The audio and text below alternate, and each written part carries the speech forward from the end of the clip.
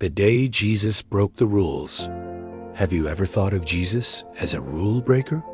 We often imagine him as gentle, calm, and always keeping the peace. But in reality, Jesus wasn't afraid to shake things up.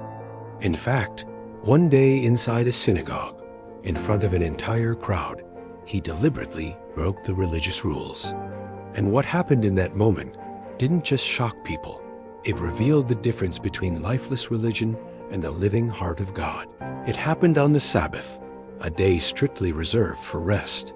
The synagogue was full, and among the people stood a man with a crippled hand, unable to work or live fully. Also in the crowd were Pharisees, watching closely. They weren't there to worship. They were waiting to trap Jesus. Healing on the Sabbath was considered work. If Jesus healed this man, they would accuse him of breaking the law. But instead of avoiding the moment, Jesus called the man to stand in front of everyone. Then he asked the crowd, "Which is lawful on the Sabbath, to do good or to do evil, to save life or to kill?" No one answered. Mark's gospel says Jesus looked at them with anger and deep sadness. Then he turned to the man and said, "Stretch out your hand." The man obeyed, and instantly his hand was restored. Rather than rejoicing, the Pharisees stormed out and began plotting his death.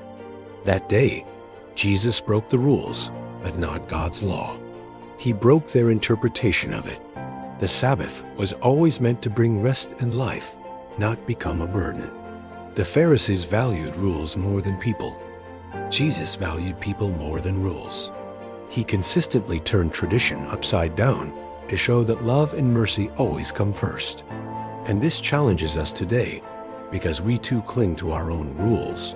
Maybe they sound like, don't forgive too quickly, don't step out of your comfort zone, don't love people who don't deserve it.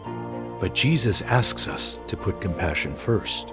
The day he broke the rules wasn't rebellion, it was revelation. He showed us the heart of God.